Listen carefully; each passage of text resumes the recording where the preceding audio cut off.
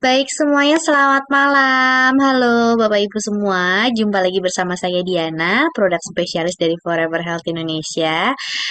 Senang banget nih ya, kita hari Kamis selalu mengadakan acara seminar kesehatan online rutin. Dan juga setiap hari Selasanya kita mengadakan acara seminar kesehatan offline secara rutin yang diadakan oleh Forever Health Indonesia ya. Nah, topik kita malam hari ini nggak main-main ya, langsung tentang penyakit pembunuh nomor satu di dunia ya, yaitu penyakit jantung. Wah ya, Bapak Ibu, nanti Dokter Linda akan menjelaskan ya, apa sih manfaat flavanol untuk kesehatan jantung karena sudah banyak sekali riset dan juga penelitian dan hasil uji klinisnya bahwa Cocoa flavanol ini bagus sekali untuk kesehatan jantung ya. Jadi jangan pernah terlewatkan untuk konsumsi cocoa flavanol setiap hari ya. Nah, selama dokter Linda menjelaskan, Bapak Ibu bisa langsung segera menuliskan pertanyaan di kolom chat dan kolom chat akan saya tutup 15 menit sebelum acara berakhir. Kita panggilkan dulu pembicara kita yang luar biasa, Dokter Winda. Halo, Halo dok. Oke, suaranya sudah cukup kencang ya Bapak Ibu ya.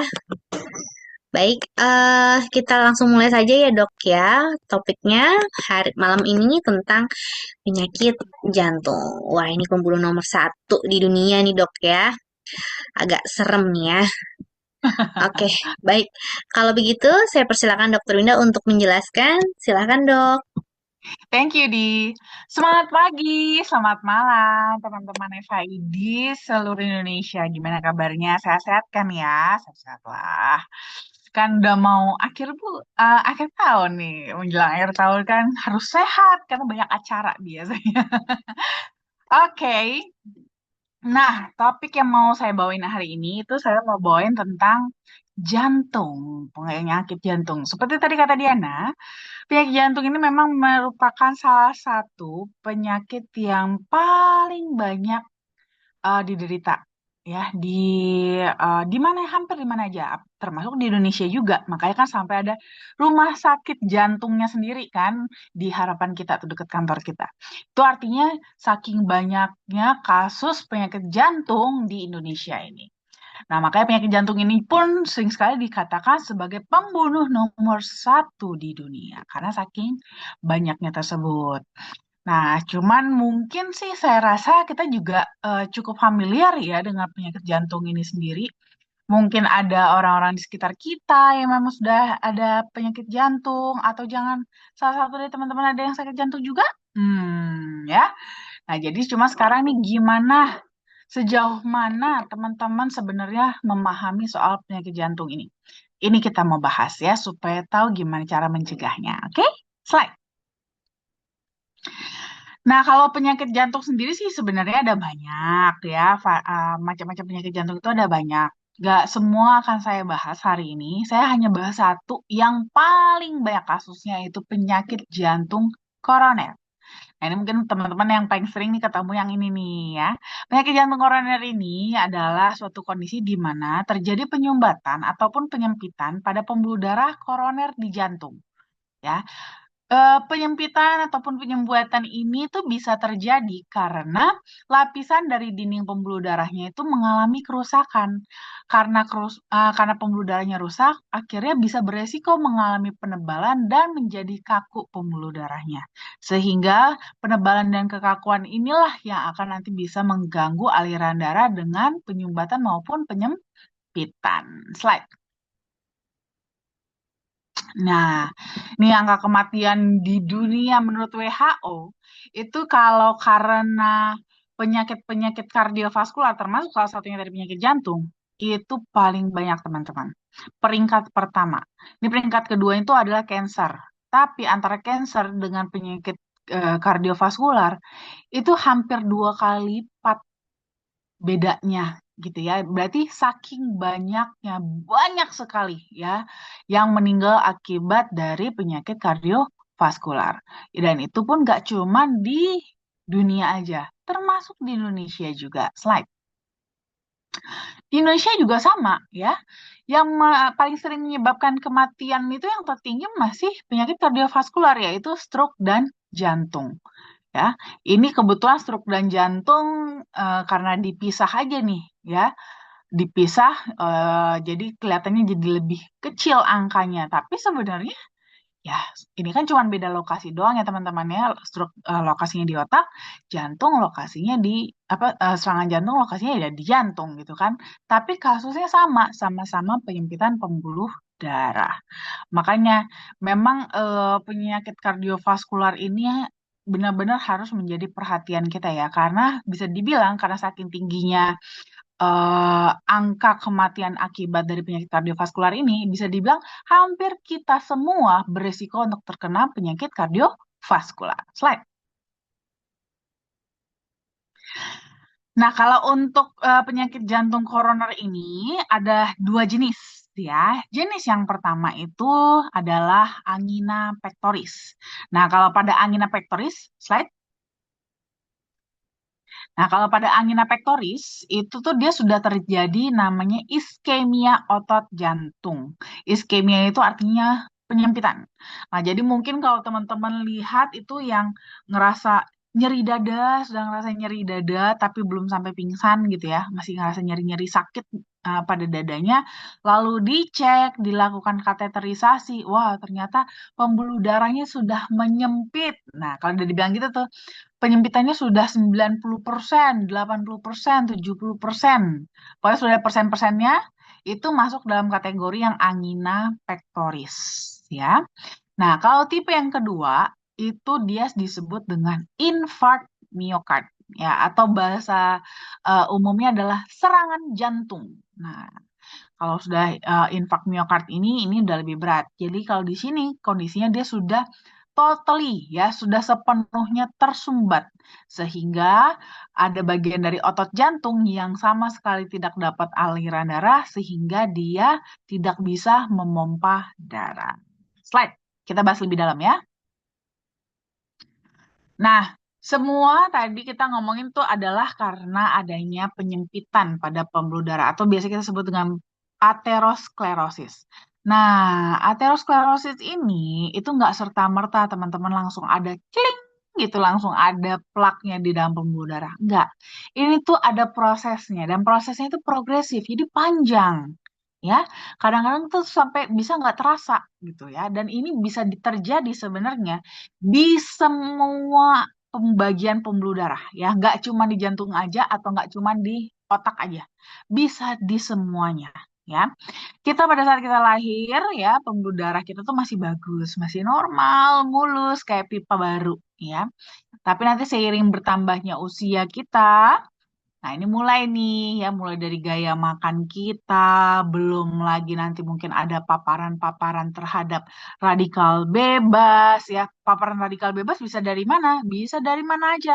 Bisa dari rokok, bisa dari polusi ya, ataupun bisa kita mungkin termakan mineral-mineral ya. Nah, ini mineral-mineral yang berbahaya. Nah, ini bisa mengakibatkan radikal bebas atau kerusakan pada pembuluh darah, di mana kalau kita nanti ketemu dengan lemak, ya, kolesterol, apalagi kolesterol jahat, ini bisa berpotensi membentuk plak. Dan ini dicicil, teman-teman, sedikit demi sedikit, gitu ya.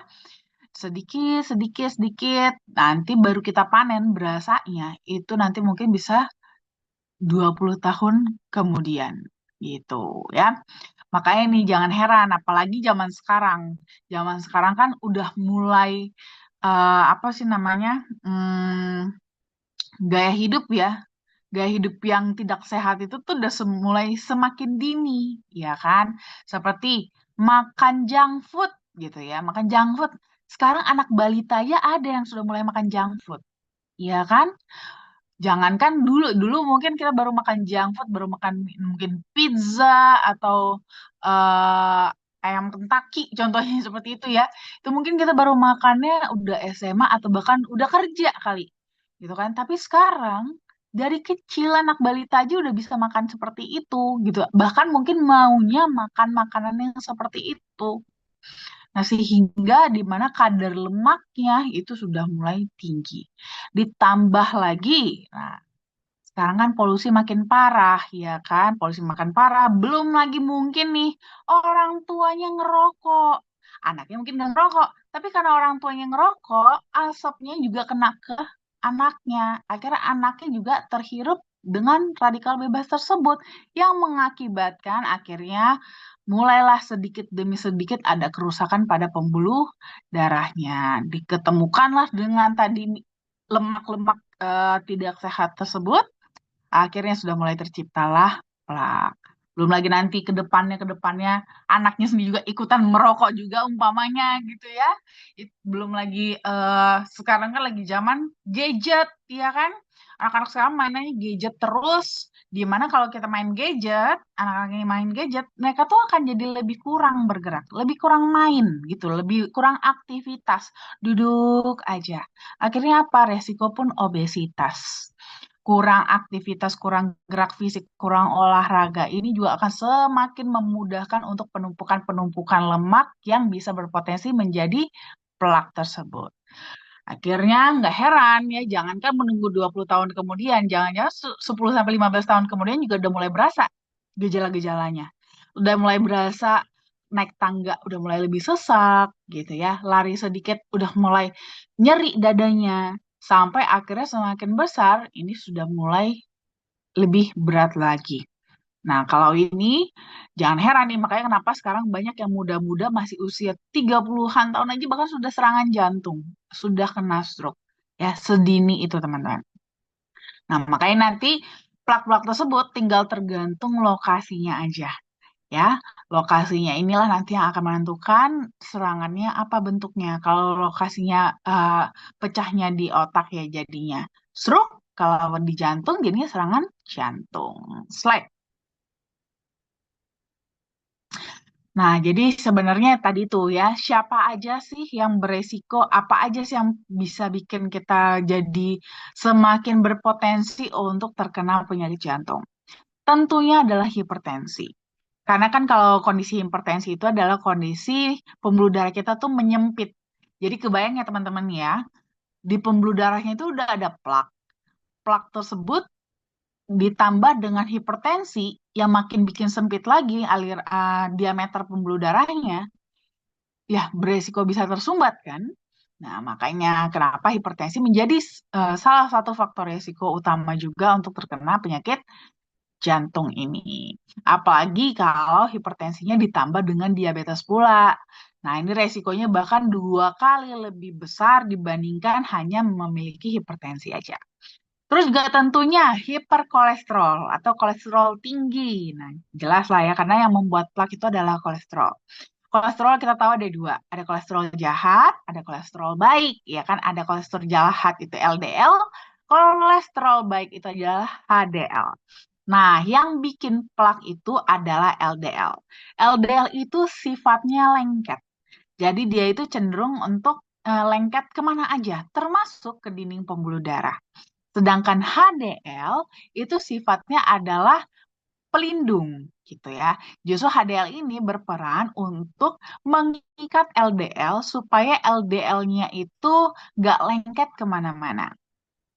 Nah, jadi kebayang ya, kalau seandainya LDL-nya jauh lebih banyak dibandingkan HDL-nya, kebayang nih, HDL-nya jadi nggak bisa mengcover atau tidak bisa mengikat semua LDL-nya. Akan ada LDL-LDL yang lepas, yang dimana LDL yang lepas ini yang berpotensi untuk membentuk plak pada pembuluh darah. Slide. Nah, ini tadi saya bilang nih, merokok. Kok bisa sih merokok juga jadi bikin kita resiko untuk terkena eh, penyakit jantung? Nah, jadi sebenarnya rokok selain dia memang radikal bebas, dia utamanya memang sifat radikal bebasnya dia itu bisa menurunkan kadar HDL ya atau kadar kolesterol baik. Nah, tadi kita udah tahu nih, HDL itu atau kolesterol baik itu kan perannya adalah untuk mengikat si kolesterol jahat. Kalau kadar HDL-nya atau kolesterol baiknya kurang, terus yang ngikat kolesterol jahatnya siapa dong?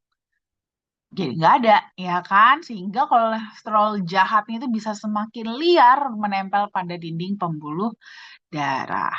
Makanya nih, apalagi kalau perokoknya makin berat. Waduh, kalau makin berat merokoknya, maka otomatis akan semakin banyak HDL atau kolesterol baik yang dirusak sehingga LDL atau kolesterol jahatnya jadi semakin nggak bisa dikontrol. Dan tentunya juga diabetes mellitus. Diabetes mellitus kan makanya dikatakan adalah ibu dari segala penyakit. Karena memang termasuk juga penyakit jantung itu bisa disebabkan karena diabetes juga. Ya, jadi kalau umpamanya kita punya diabetes itu kan gula itu sifatnya juga merusak, termasuk merusak dinding pembuluh darah juga. Di mana kalau dinding pembuluh darahnya rusak, itu lebih rentan untuk ditempelin kolesterol. Nah, kalau udah diabetes, tambah lagi kolesterolnya tinggi, semakin beresiko untuk membentuk plak, sehingga pembuluh darahnya bisa sempit jadinya. Slide. Selain itu mungkin ada beberapa faktor lain seperti mungkin memang ada kelainan pada denyut jantungnya, kelainan pada EKG-nya, stres ya, pola makan yang salah, gaya hidup yang jelek dan juga kurang olahraga juga bisa semakin memperberat resiko kita untuk terkena penyakit jantung. Slide. Nah, ini tadi yang saya katakan soal infark miokard. Nah, infark miokard ini kan adalah kematian sebagian ya dari otot jantung yang disebabkan karena terhentinya pasokan darah akibat pembuluh darahnya itu tersumbat gitu. Nah, jadi kebayang ya teman-teman, jantung kita itu kan seluruhnya adalah otot.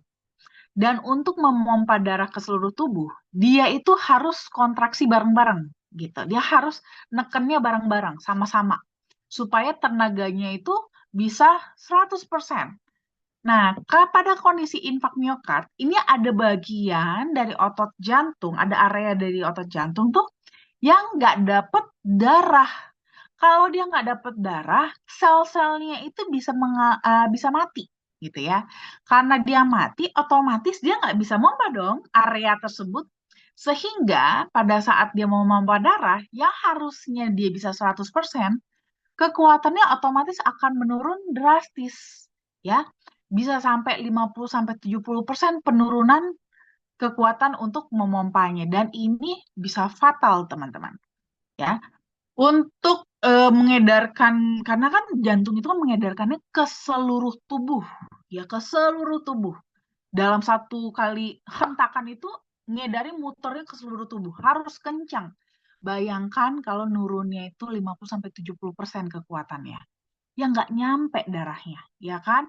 Makanya ini bahaya banget. Dan yang paling perlu catatan dari infark miokard ini adalah justru kejadiannya itu lebih dari 90% kasus infark miokard ini itu terjadi bukan karena pembuluh darahnya itu apa namanya pembuluh darahnya itu pecah atau menyumbatnya pecahnya itu bukan yang di jantung tapi di tempat lain. Nah, pecah di tempat lain lalu ikut aliran darah, menyangkutlah di pembuluh darah jantung. Makanya sering banget nih kita ketemu, kayaknya dia sehat deh, dia tuh atlet, dia tuh rajin olahraga, gaya hidupnya sepertinya sehat. Tapi kok tiba-tiba serangan jantung ya? Nah, jadi sebenarnya mungkin di jantungnya sendiri itu belum ada plak yang tebal banget tuh memang sebenarnya mungkin belum sampai tebal ya, masih cukup ya kecil-kecil aja gitu, minimal. Nah, tapi mungkin ada di area lain di luar jantung yang sumbatannya, plaknya itu lebih besar. Dan itu mungkin karena ada pemicunya, biasanya karena stres, atau mungkin karena kecapean, atau lagi hipertensi. Nah, ini bisa membuat plak tersebut itu bisa lepas, ikut aliran darah, dan malah menyangkut di pembuluh darah jantung. Makanya tiba-tiba bisa mengalami serangan jantung, walaupun riwayat sebelumnya sepertinya tidak ada resiko gangguan pada jantung. Slide. Nah, gejalanya apa aja nih serangan jantung? Nah, ini mungkin teman-teman penting untuk tahu karena mungkin bisa jadi ini kita amit-amit sih ya. Tapi semoga enggak. Tapi kalau seandainya nih tiba-tiba ketemu kasus ini, teman-teman tahu, oh bisa mengenali ini tuh sedang kejadian serangan jantung. Dan nanti teman-teman bisa membantu untuk memberikan penanganan awalnya.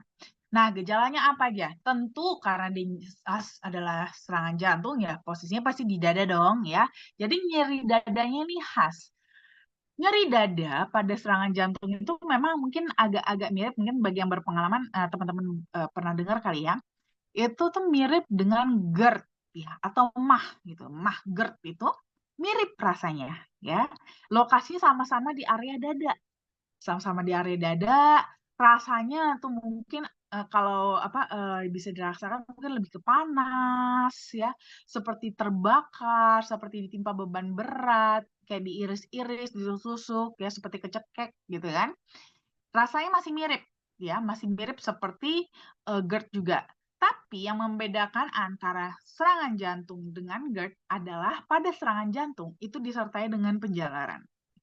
Ya, jadi biasanya nyeri dadanya itu nggak lokal hanya di dada aja, tapi dia merambat ya. Jadi kayak ada dua tempat nyerinya. Nah, merambatnya bisa kemana? Bisa ke leher, bisa sampai ke rahang bawah juga, bisa ke bahu, bisa sampai ke jari-jari tangan ya, atau bisa tembus ke belakang sampai ke punggung ya. Nah, seperti itu. Biasanya kalau GERD itu dia lokal doang ya, palingan dada ke ulu hati aja, area situ aja, nggak sampai kemana-mana nyerinya. Nah, tapi kalau serangan jantung, dia biasanya ada di seperti ada di dua tempat, jadi dia ada menjalarnya. Nah, ini sangat khas sekali pada serangan jantung dan tentunya biasanya disertai dengan gejala penyerta juga ya, seperti sesak nafas, keringat dingin, dan juga pucat. Nah, kalau ketemu kasus seperti ini, kira-kira harus teman-teman apain? Apakah langsung buka handphone dan live? Tentunya tidak, ya. Ini yang harus teman-teman lakukan. Slide. Nah, kalau umpamanya nih, saya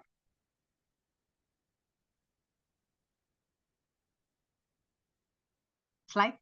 Nah, ya.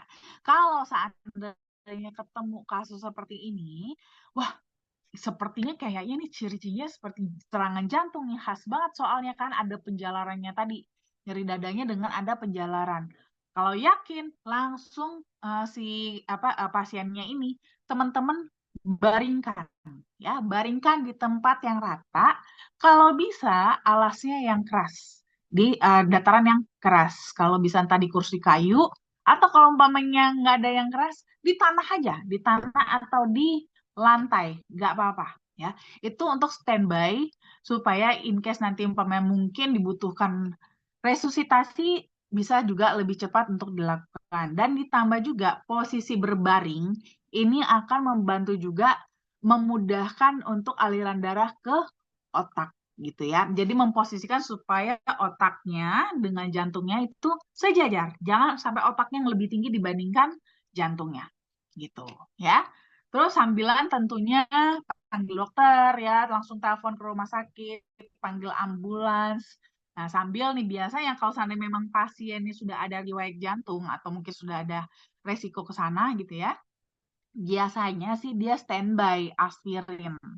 Aspirin 300 miligram itu biasanya standby mungkin di kantongnya ataupun di dompet. Nah, ambil aspirinnya, hancurin dulu di dalam di dalam bungkusannya itu dihancurin dulu. Habis itu disobek baru ditaruh di bawah lidah. Gitu ya. Jangan bulat-bulat ditaruh dalam bawah lidah kalau nggak nyerap nanti. Jadi dihancurin dulu baru ditaruh disobek bungkusnya baru diletakkan di bawah lidah. Nah, kalau nggak ada gimana? Ya, kita bisa skip ya. Syukur-syukur nanti bantuan segera datang. Tapi kalau di masa-masa di waktu nih teman-teman menunggu bantuan datang, itu tiba-tiba pasiennya berhenti nadinya ataupun berhenti nafasnya, teman-teman langsung lakukan CPR ya, CPR atau resusitasi jantung paru otak. Nah, kalau misalnya teman-teman lakukan ini, gimana caranya? Nah, nanti bisa dipelajari selanjutnya. Kenapa ini penting banget, teman-teman? Karena angka kematian itu tertinggi itu justru di jam-jam pertama. Semakin terlambat dilakukan tindakan, maka angka keselamatannya akan semakin kecil. Slide. Nah, ini gambarnya CPR itu ya, yang ditekan-tekan dadanya itu mungkin teman-teman pernah lihat juga di TV, atau saya juga pernah kasih videonya ya, pernah ngajarin kelasnya nih untuk melakukan CPR ini. Jadi CPR ini atau disebut juga resusitasi jantung paru otak sekarang namanya, itu merupakan langkah penyelamatan jiwa yang memiliki tujuan supaya aliran darah dan oksigennya itu bisa terus berjalan ke seluruh tubuh. Gitu. Nah, di sini kan kondisinya jantungnya berhenti, sehingga darahnya nggak bisa ngalir. Darah nggak bisa ngalir, otomatis oksigen juga nggak bisa ngalir.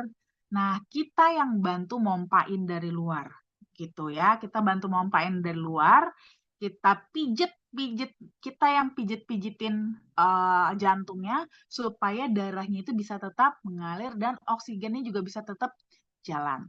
Nah, sampai kapan kita melakukan CPR ini? Kalau bisa, itu sampai nanti bantuan ahlinya datang, bantuan medis datang supaya nanti bisa di take over. Syukur-syukur kita memang sudah terlatih dan lebih kuat gitu ya, sehingga bisa melakukannya lebih lama sampai benar-benar datang bantuan medisnya. Tapi kalau memang nggak kuat, ya lakukan sekuatnya kita aja. Ya jangan sampai kitanya ikutan diresusitasi juga gara-gara kecapean ya. Slide. Nah, ini dia yang paling penting, mencegah. Cegahnya gimana? Intinya sih merubah gaya hidup sama gaya makan. Ya, kalau kita kebutuhan obesitas, yuk pelan-pelan turunin berat badannya. Yang biasa ngerokok, coba untuk stop merokoknya. Mulai olahraga, ya jangan mager, jangan males. Dan ini diatur, ya. Kalau stres itu harus belajar gimana caranya mengontrol stres. Jangan sampai kebawa pikiran ya, saatnya apa malam-malam mau tidur malah nggak bisa tidur gara-gara stres kepikiran. Nah, itu nggak boleh ya. Makan juga diatur yang lebih sehat. Kalau bisa banyakin lagi makan buah dan sayurnya ya. Jangan asal ada aja, tapi memang dibanyakin, lebih banyak porsinya. Kurangin garam. Boleh makan garam, tapi jangan sampai asin banget, jangan berlebihan. Kalau makanan yang berlemak juga dipilah-pilah ya. Kurangin lemak yang jenuh, lebih ke lemak yang lebih sehat ya. Yang lemak-lemak dari alami, contoh lemak-lemak dari buah-buahan itu bagus ya. Yang lemak dari minyak, oke? Lalu juga kurangin juga alkohol. Slide. Nah, memperkenalkan nih produk sayangan kita itu Coco Favanol, ada variannya original, DTM liquid, dan juga NutriFlow. Kalau kita ngomongin soal flavanol, tentunya kita akan ngomongin soal polifenol, di mana polifenol ini terkenal kan manfaatnya sebagai antioksidan. Nah, tapi nggak cuma itu, karena kandungan flavanol yang tinggi pada kokoa itu juga terbukti secara klinis bermanfaat untuk fungsi kardiovaskular juga, karena dalam waktu yang relatif pendek, dia bisa memberikan manfaat dilatasi atau pelebaran pada pembuluh darah. Cuman ini agak tricky karena biasanya bubuk kokoa itu kan sudah mengalami proses ekstrak ya, proses pengolahan dari biji kakaonya, di mana proses tersebut itu justru menghancurkan kadar flavanolnya. Makanya dibutuhkan metode khusus dalam pengolahan biji kakao supaya dapat mempertahankan kadar flavanolnya tetap tinggi. Slide. Nah, untungnya di sini perusahaan kita Berry Callebaut udah ketemu metodenya. Metode yang mereka gunakan ini sudah dipatenkan karena memang telah terbukti dapat mempertahankan hingga 80% kadar awal dari flavanolnya. Bahkan bubuk kokoa hasil produksi dengan metode tersebut itu sudah diberi brand Acticoa. Dan Acticoa inilah yang menjadi bahan baku semua lini produk kokoa flavanol FHI. Slide. Nah, tidak hanya ada flavanol aja, ada juga Centella asiatica. Centella asiatica ini ternyata juga bagus loh buat jantung. Karena antioksidannya itu bisa membantu melindungi jantung dari kerusakan akibat dari radikal bebas. Selain itu juga Centella asiatica tuh punya sifat antiinflamasi, di mana dia bisa melindungi jantung dari kerusakan dan meningkatkan kesehatan jantung secara keseluruhan. Bahkan Centella asiatica ini dia tuh bagus juga untuk kolesterol, karena dia bisa menurunkan kadar LDL atau kolesterol jahat dan meningkatkan kadar HDL, di mana ini bisa membantu mengurangi resiko dari penyakit jantung. Slide. Lalu ada black garlic. Kalau black garlic sih sebenarnya sudah cukup populer ya untuk kardiovaskular karena memang dia adalah antioksidan yang bagus sekali untuk kardiovaskular, melindungi pembuluh darah, menurunkan kadar kolesterol dan bahkan juga bisa membantu menjaga kestabilan tekanan darah. Slide. Selain itu juga dilengkapi juga dengan vitamin B7, vitamin C, dan juga sistein, di mana ini bisa membantu juga untuk secara keseluruhan kita mendapatkan kesehatan dengan metabolisme yang lebih baik ya dari protein, karbohidrat, dan juga lemak, dan juga meningkatkan daya tahan tubuh sampai pada tingkat selular ya. Bisa melindungi tubuh kita dari kerusakan akibat radikal bebas dan juga toksin. Slide. Lalu juga ini ada studi klinis di mana ternyata kokoafavanol itu bisa juga bantu kita untuk menurunkan berat badan karena tadi kan salah satu pencegahannya adalah mencegah obesitas, menghindari obesitas ya dengan menurunkan berat badan yang berlebih. Cuman di sini dia menurunkan berat badannya itu nggak cuma sekedar nurunin doang ya teman-teman, tapi lebih kepada membakar lemak ya. Jadi memang eh, penurunannya itu lebih kepada meningkatkan pembakaran lemak. Di mana ini tidak apa namanya, memang mungkin dari segi angka timbangannya itu memang tidak terlalu signifikan, tapi dari size-nya itu akan lebih terlihat. Dan yang memang berkurang adalah lemaknya. Slide. Lalu juga bahkan ada studi klinis ya, di mana dari suatu penelitian, itu subjek yang diberikan 300 mili kokoa yang mengandung kadar polifenol yang sangat tinggi, itu selama periode sekitar 6 jam mereka mengkonsumsi kokoa, itu terjadi penurunan perlengketan pada trombositnya, di mana ini akan membuat trombosit itu jadi nggak begitu lengket dengan yang lain. Efek ini itu biasanya ditemukan kalau kita konsumsi obat pengencer darah seperti aspirin. Nah, tadi kita tahu salah satu penanganan dari serangan jantung adalah memberikan aspirin. Nah, ternyata pemberian kokoa juga bisa membantu juga in case aspirin yang nggak ada. Ya, slide. Lalu juga ada studi klinis yang mempelajari fungsi dari endotelium nitric oxide dan juga flavanol, di mana ternyata dengan mengkonsumsi flavanol dalam 4 minggu, ini bisa meningkatkan fungsi endotelium dalam memproduksi nitric oxide dengan lebih baik. Slide. Lalu kita juga sudah punya klaim kesehatan yang sudah disetujui oleh EFSA dan FDA, di mana ini akan menjadi acuan dalam terapi dengan kokoa.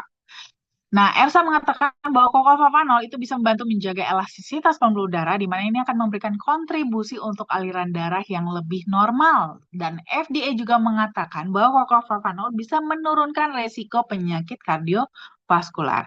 Dan untuk bisa mendapatkan manfaat ini, teman-teman bisa mengkonsumsinya minimum 200 mg flavanol setiap hari. Slide. Nah, jadi kalau mau kita rangkum, manfaat kokoa utamanya adalah untuk meningkatkan fungsi kardiovaskular, mulai dari menjaga kestabilan tekanan darah, kadar gula darah, dan tentunya adalah kolesterol juga. Selain itu, karena basically dia adalah antioksidan, jadi dia bisa membantu mengurangi resiko kanker dan juga baik untuk kesehatan kulit. Slide. Nah, untuk DTM liquid itu dia adalah kombinasi dari Cocovavanol, Central Asiatica, dan juga Black Garlic. Sehingga manfaatnya terhadap kardiovaskular juga triple power. Ditambah dengan manfaat-manfaat lain seperti lebih memperlancar sirkulasi aliran darah pada ginjal, membantu mempercepat proses penyembuhan luka, membantu meningkatkan produksi kolagen, meningkatkan daya ingat dan fungsi saraf, serta mengatasi peradangan dan nyeri sendi. Slide.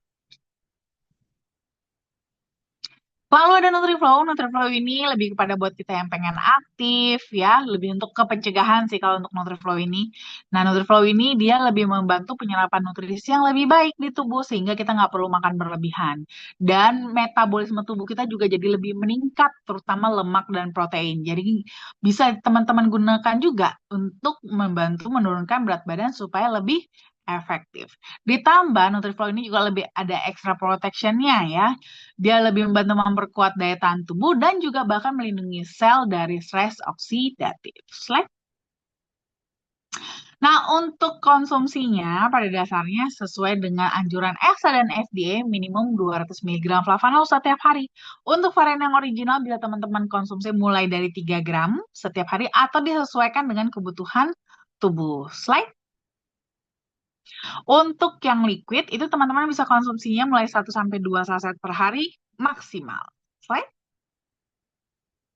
Dan untuk yang Nutriflow drink, ini teman-teman bisa konsumsinya juga 1 sampai 2 kali sehari dengan menyeduh 15 gram atau sekitar 1 sendok makan muncung dengan segelas air. Dan Nutriflow ini bisa teman-teman gunakan juga sebagai pengganti makan, seperti pengganti sarapan ataupun pengganti makan malam. Terima kasih.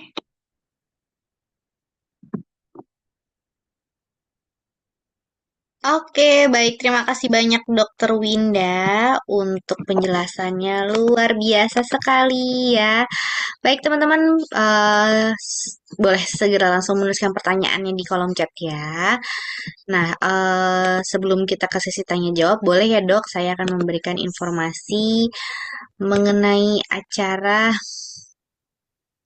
Oke, sebentar nih ada masalah di slide-nya. Sambil menunggu ya, kita boleh ke video dulu ya. Sambil saya siapkan juga materi uh, slide-nya.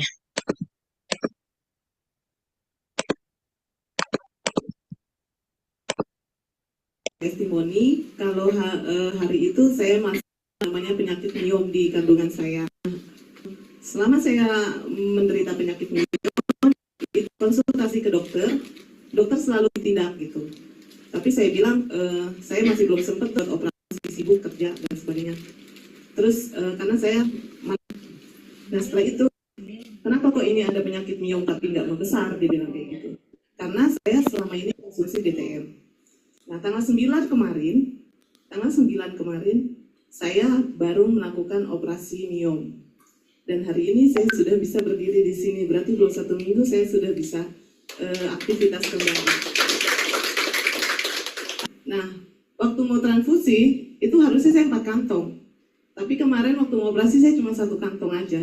Karena apa? Karena mungkin sebelum operasi itu satu minggu itu saya rutin yang original saya minum. Gitu. Jadi saya walaupun myom itu nggak bisa hilang dengan coklat, tapi kondisi badan saya bisa fit dengan saya mengkonsumsi.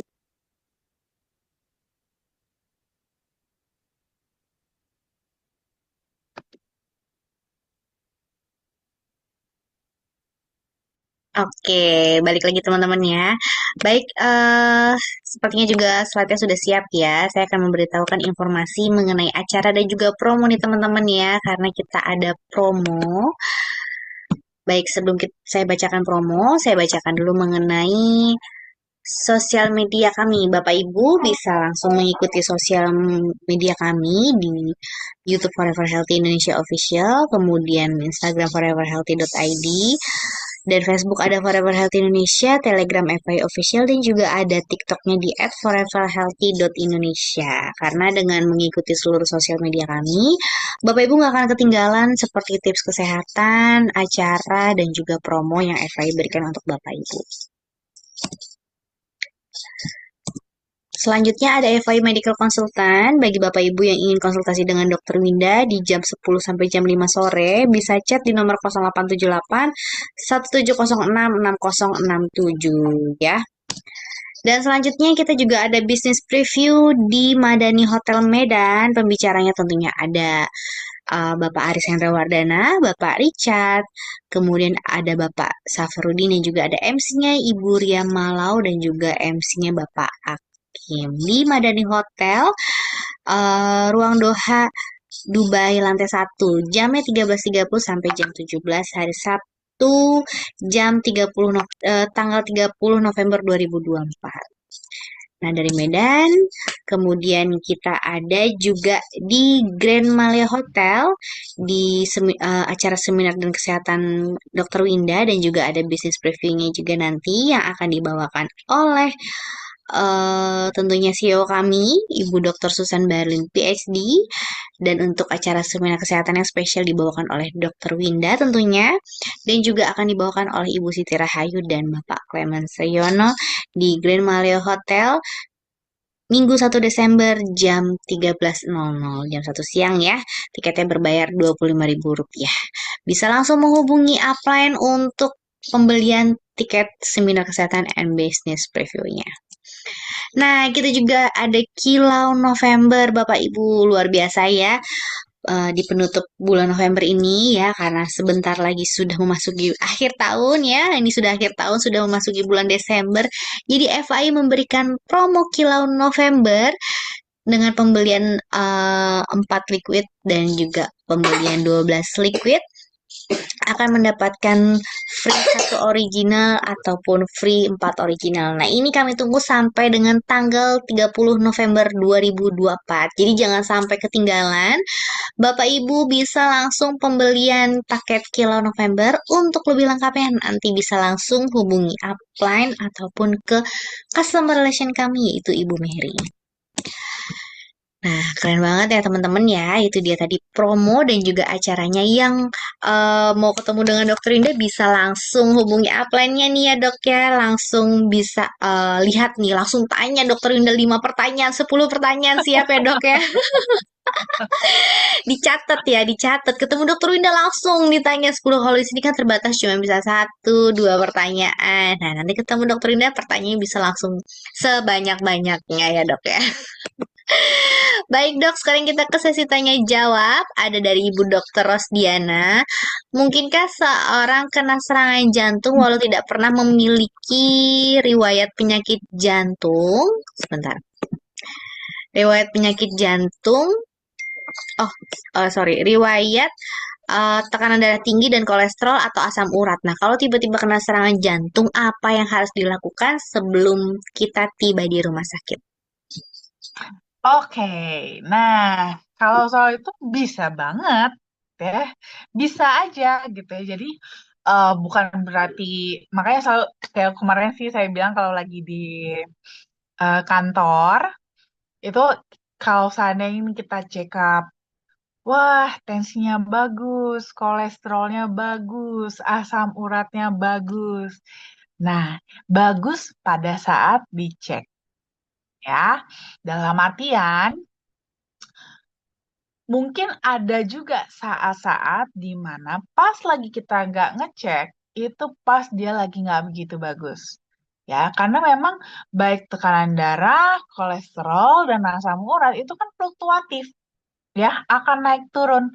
Tergantung kondisi tubuh, tergantung aktivitas kita, tergantung apa yang kita makan. Itu kan naik turun terus gitu ya.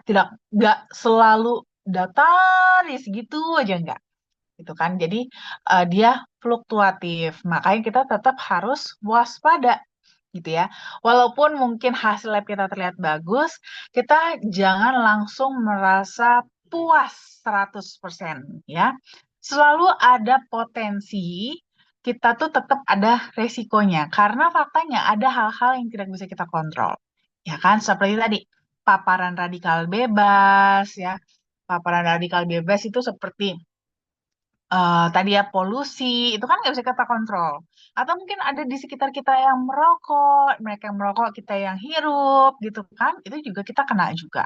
Belum lagi soal makanan, makanan kita belum tentu juga 100% zero fat kan, nggak juga pasti kan, karena kita memang faktanya kita butuh lemak juga, tapi apakah lemak yang kita masukkan ke dalam tubuh kita ini lemak yang sehat atau lemak yang jahat. Nah, itu juga kan kita nggak tahu juga gitu kan. Kadang-kadang kita mungkin belum bisa jadi belum tahu. Itu bisa aja kita kemasukan juga lemak yang jahatnya tidak sengaja kemasukan. Nah, ini banyak faktor-faktor ini. Dan bahkan bisa aja kita mungkin baru sadar akan kesehatan baru sekarang gitu. Tapi kita tahu betul proses ini kan proses yang panjang. 20 tahun yang lalu kita benar juga nggak gaya hidupnya gitu. Apakah memang selama 20 tahun ke belakang ini kita memang bagus terus nggak pernah jelek sama sekali gaya hidup kita? Nah, itu juga kan mungkin bisa jadi itu adalah tabungan kita yang dulu, bukan tabungan kita yang sekarang. Makanya potensi itu tetap ada, akan tetap ada. Makanya kita harus selalu mengantisipasi, apalagi mengingat pembuluh darah kita kan sangat panjang ya, 2,5 kali keliling bumi gitu. Sehingga terkadang sering banget nggak kelihatan gitu ya, gejala-gejalanya itu udah kelihatan. Nah, makanya harus tetap selalu kita antisipasi kalau-kalau itu tadi dia pecahnya di tempat yang lain, nyangkutnya nanti di jantung. Ya, kasus ini yang paling sering, lebih dari 90% kasusnya adalah seperti ini justru. Gitu ya. Kalau terjadi tiba-tiba serangan jantungnya sebelum tiba di rumah sakit. Nah, tadi saya sempat udah jelasin juga ya. Apa aja kalau umpamanya ketemu seperti ini? Direbahkan. Ya, direbahin. Rebahnya lurus. Nggak usah pakai bantal. Ya, jangan dibantalin justru karena kita pengen antara otak dengan jantung itu datar sama sejajar. Itu jangan malah jadi lebih tinggi kepalanya. Jadi harus disejajarin dan kalau bisa mungkin di tempat alas yang lebih keras lebih bagus gitu. Tapi kalau umpamanya eh, apa namanya pasiennya mungkin masih sadar di tempat tidur juga masih boleh deh. Cuman saya tetap sih kalau bisa lebih baik di lantai, di atas karpet, umpamanya gitu, itu akan lebih baik gitu ya. Sampai nanti eh apa namanya ambulansnya datang. Atau kalau memang kita berangkat sendiri bawa ke rumah sakit, ya direbahkan juga sama. Direbahkan mungkin di kursi tengah gitu ya, kursi belakang itu direbahkan. Pokoknya gimana caranya menjaga supaya posisi kepala dan dadanya itu sejajar gitu ya, sambil segera ke rumah sakit. Oke? Oke, baik. Terima kasih banyak Dokter Winda. Selanjutnya pertanyaan dari Ibu eh, Kartika. Sorry, ada saya tambahin sedikit lagi. Sorry, sorry. Ada ketinggalan tambahin satu Boleh lagi. dok, boleh Nah, dok. jadi kalau seandainya ketemu kasus seperti ini, boleh juga umpamanya sambil menunggu dan pasiennya kebetulan masih sadar, bisa segera kasih DTM ya, kasih DTM liquid. Jadi untuk membantu penanganan awalnya supaya seenggaknya pembuluh darahnya sedikit lebih terbuka sampai dia nanti mendapatkan penanganan yang lebih komprehensif nanti di rumah sakit gitu ya. Siap. Baik, selanjutnya dari Bu Kartika Dega. Malam dok, maaf pertanyaan di luar topik nih. Minggu depan saya ada rencana operasi retina.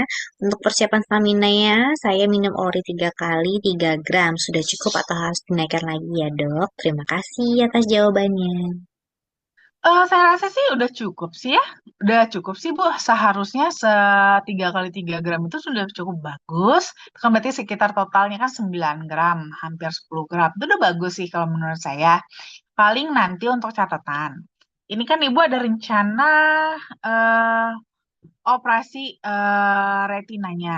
Nanti 3 hari ya, 3 hari sebelum hari H, di stop ya orinya supaya untuk menjaga resiko darahnya itu terlalu encer pada saat operasi nanti gitu. Seperti biasa kok itu prosedur standar untuk persiapan operasi. Jadi menjelang operasi untuk obat-obatan yang berhubungan dengan uh, yang bisa memberikan efek apa namanya mengencerkan darah itu di stop menjelang operasi. Paling H-3-nya aja gitu ya. Baik, terima kasih banyak Dokter Winda. Selanjutnya dari Bu Rosdiana, bolehkah seorang pasien yang sedang mengalami kemo karena kanker usus dengan minum obat kemo kita beri produk FAI dok? Boleh banget, ya boleh sekali. Nanti bisa dikasih yang DTM ya. Targetnya sih minum DTM-nya 2 saset. Cuman mungkin nanti ini apa namanya bilangnya pelan-pelan ya, nggak harus langsung di hari pertama kasihnya 2 saset. Karena kebetulan kan pasiennya juga lagi kemo. Kemo itu kan nggak enak ya, sakit, pasti badannya juga lemes. Takutnya nanti kalau kita langsung kasih flavanolnya dosis tinggi langsung, itu dia terlalu sakit, malah nggak nyaman gitu. Nggak apa-apa, pelan-pelan aja. Nanti bertahap 2 hari agak-agak enak badannya, 2-3 hari enak tambahin lagi dosisnya, jadi tambahinnya bertahap. Targetnya itu liquidnya 2 saset, ditambah original 5 gram. Nah, nanti 5 gramnya original ini masih bisa ditambah lagi ya, sampai 15 gram gitu. Jadi, tapi sama seperti tadi, bertahap aja. Jadi kasih liquid dulu 1 saset. Nanti apa namanya, sampai 2-3 hari. Nanti kalau dia kayaknya enak-enak aja, nyaman-nyaman aja, tambahin lagi jadi 2 saset gitu ya. 2 saset diminum lagi, evaluasi lagi selama 2-3 hari. Dia masih nyaman-nyaman aja, tambahin lagi dengan originalnya 5 gram. Nah, nanti 5 gram, habis itu evaluasi lagi 2-3 hari, dia masih nyaman, tambahin orinya jadi 10 gram. Habis itu sampai ke 15 gram. Habis itu nanti tinggal dipertahankan dosisnya. Ya. Baik, terima kasih banyak Dokter Winda. Nah, itu tadi pertanyaan terakhir dari Ibu Dokter Rosdiana. Masih ada waktu 5 menit lagi. Boleh teman-teman satu orang penanya bisa langsung menyalakan mikrofonnya. Saya persilahkan. Selamat malam. Ada yang bertanya bisa. Selamat malam, Dokter Winda. Selamat malam Bu Yayu. Silakan Bu Yayu untuk satu Nah, maaf, pertanyaan. iya. Maaf dokter, saya menanyakan di luar jalur ya. Teman saya itu bisulan, tapi di dalam dokter, tapi nggak bisa keluar. Itu gimana ya? Saya Maksudnya waktu bisulan di dalam. nggak itu ya Oh, apa namanya tuh namanya apa gitu. Terus itu nggak keluar gitu di dalam gitu. Dia nggak pernah kita di luar, oh, tapi di dalam iya gitu. iya, kayak abses ya. Ya mungkin dia itu kali. Iya, maksudnya jadi kayak di dalam kulitnya maksudnya kan?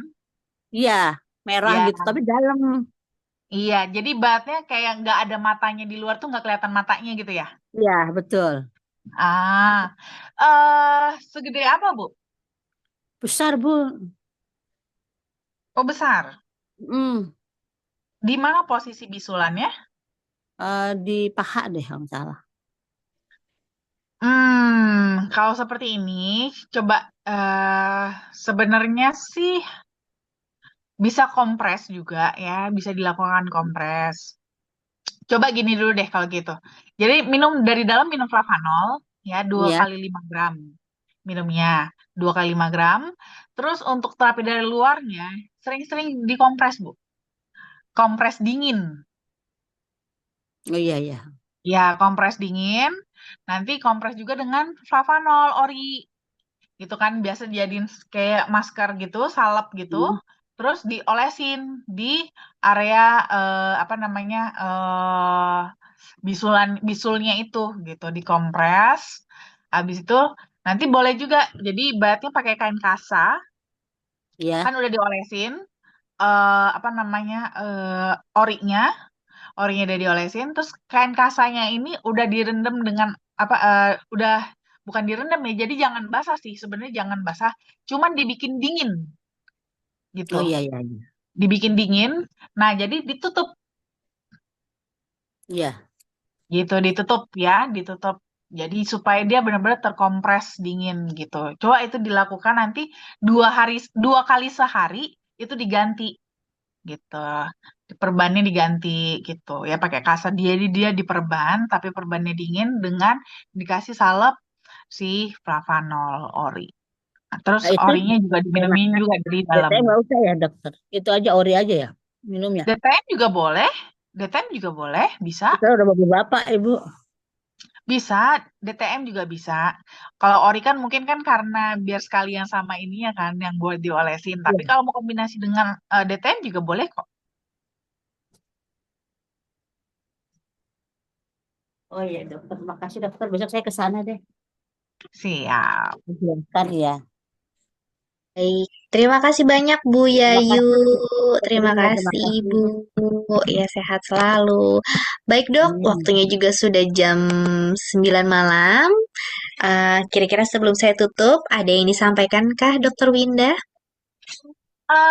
Apa ya? Paling seperti biasa, saya selalu ngingetin sama teman-teman ya. eh Menjaga apa mempunyai gaya hidup sehat itu memang mungkin terdengar sulit, tapi bisa kok ya. Kita gaya hidup sehat kan bisa lebih mudah dengan flavanol, tapi bukan berarti hanya dengan minum flavanol aja kita pasti sehat. Tetap harus kita ingin juga usaha juga. Jadi perlu kerjasama antara kita dengan flavanol untuk memiliki gaya hidup yang lebih sehat.